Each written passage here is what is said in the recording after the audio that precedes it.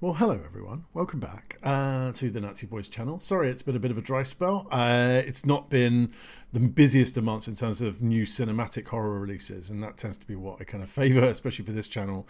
And I was also editing my Hellraiser location video, which came out last week. So if you haven't checked that out, please go and have a look. I had really good fun with my friend Ralph stomping across North London, revisiting some really cool old film locations for that movie. For this video, because there has been a bit of a dry spell in the cinemas, you know, we're still seeing Scream 6, Evil Dead Rise, Renfield, all this stuff is still in cinemas, you know, maybe a month or two later after release.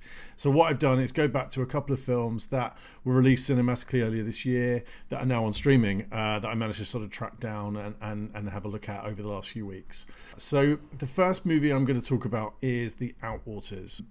I do love that there's this new era of very amateur, very low budget movies that have an ability to reach a very large audience, whether that's through a very small cinematic release, but now with streaming, it's kind of giving these young experimental filmmakers a kind of outlet to demonstrate their wares, so to speak. So in terms of admin, there isn't a lot to say here. I mean, the plot is very basic, but four travelers encounter menacing phenomena while camping in a remote stretch of the Mojave Desert.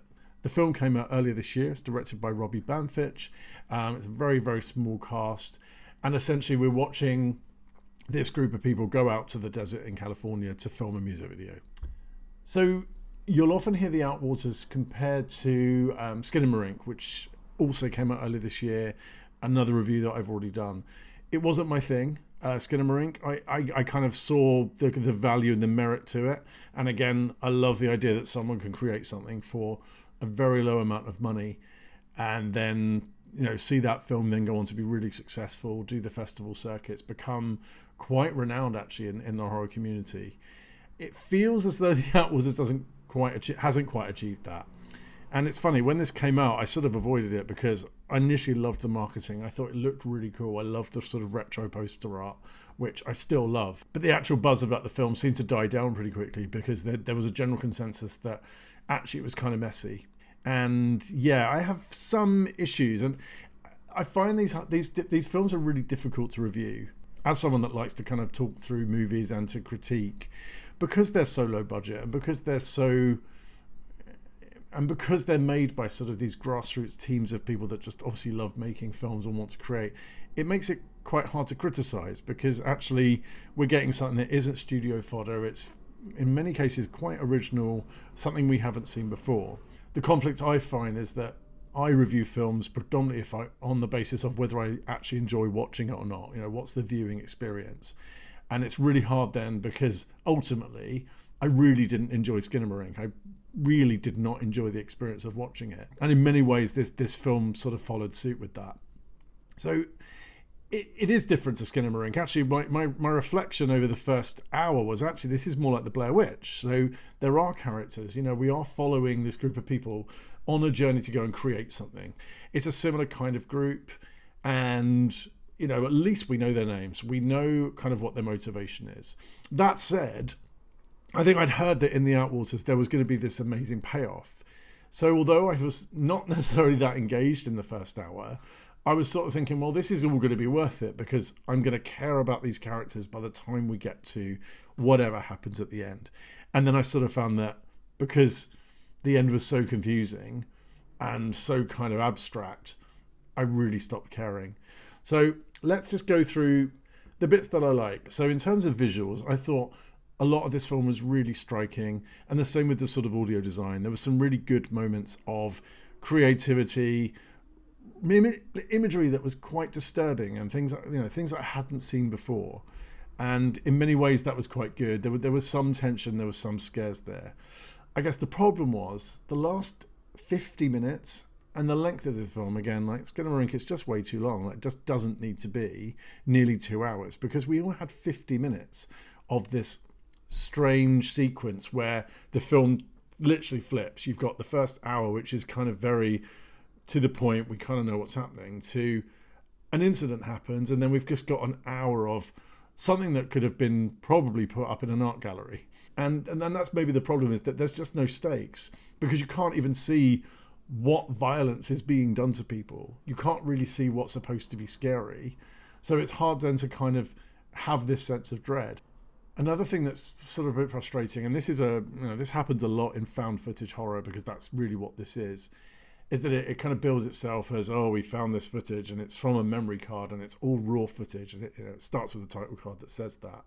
And to be honest, like, you're watching it thinking, well, that's not raw footage. There's whole stuff that was shot in a sort of more stylized way. So there's a soundtrack behind certain scenes, and there's soundtrack that carries through. So you're like, well, this isn't raw footage. This has now been edited. So it takes you out of that sense of, oh, I'm watching a thing that was found, like an abandoned memory card on a camera. And in talking about Blair Witch, I think although this sort of modelled on that, and it's far more like Blair Witch than Skinamarink, Blair Witch was just more efficient. It just got there quicker. You weren't stuck looking at a lot of unnecessary dialogue. A lot of the first hour of the Outwaters, I really felt like I didn't need to be watching some of the conversations. There was a whole video conversation, like a video phone conversation, that we just watched the entirety of it, and it's like, why would the character film that? And it's a common grumble of found footage of, well, why are we filming this particular thing? And I get it, they were making a documentary, they kind of wanted to draw us into their world, and I'm all for this experimental filmmaking, and I love the fact that, you know, we now don't have to have feature-length movies because of streaming. And again, I've spoken about Hosts before on this channel as an amazing example of that. This film just did not need to be 2 hours. So I don't know if I'd recommend The Outwaters. It's probably a 5 out of 10 for me, and that's slightly more than I gave Skinamarink, just because it had a bit of plot, it had some stakes, it had some sort of imagery that made sense. But ultimately, I found it quite a frustrating watch. Second film on today's list is Swallowed. Now, this is a film I actually really did enjoy. And this one sort of came out, again, sort of the beginning of the year, very limited release in the UK. So I didn't get a chance to kind of check it out theatrically. So in terms of the synopsis, Swallowed follows two best friends on their final night together with a nightmare of drugs, bugs, and horrific intimacy. Yeah, this film was really good. It's fiercely original. It's not something I've seen before. I don't want to kind of go too much into spoiler territory because I think actually, again, a lot of the power in this film is about going into it not really prepared for what you're here to see. Yeah, Cooper Koch as Benjamin was a really good protagonist. There was a real sympathy to him. And yeah, you kind of really kind of cared about his journey and him getting out of that situation. There was a sweetness and an intimacy to it as well. And I think, you know, queer horror, as queer as horror can be, to actually have a very dedicated, very specifically queer horror film is actually really nice. And actually, one thing, you know, when we spoke earlier about the Outwaters and this new era of creativity, low budget filmmaking, this ability to reach kind of larger audiences on lower budget movies. As gay as horror is as a genre, we don't get many very queer horror films. In fact, horror generally is quite camp in other ways and actually full of a lot of female nudity and sort of straight storylines and relationships. So I just think that's really always worth calling out because we just don't get enough of it. Jenna Malone I thought was also great as a villain. What I would say the jewel in the crown of this film is Mark Patton. I just thought he was so good in this. And I know, you know, we'll all know from the documentary he put out, Scream Queen, how much he's been through in terms of the Nightmare on Elm Street sequel, kind of derailing his career quite a lot. And that was predominantly because it was such a overtly camp role. What I love with Swallowed is that his character Rich is supremely gay. Like there's a real kind of campness around him. He is very menacing. He's very kind of cruel. There's a real sort of darkness to him. But he's very oddly sympathetic. There's something you quite like, or I certainly quite liked about him. Yeah, I really love that Swallowed has come out and it's given Mark Patton a really good chance to prove himself as an actor again and to shake off some of that baggage from Nightmare on Elm Street Part 2. And yeah, full respect to Mark. You know, his first film was with Kathy Bates and Cher, so he's up there as a gay horror icon. And this film really was just his chance to show us what he can do, and I loved it. I thought it was a really fun and touching in places movie, really entertaining, and a real gear shift in the second act. So Swallowed for me was a 7 out of 10. It is one that I would recommend. I really enjoyed it. Whether that's from a queer perspective, because we don't get that very often, but just as an out-and-out original, interesting horror movie, I thought it had a lot to offer. Otherwise, thank you for watching, and I'll see you on the next one.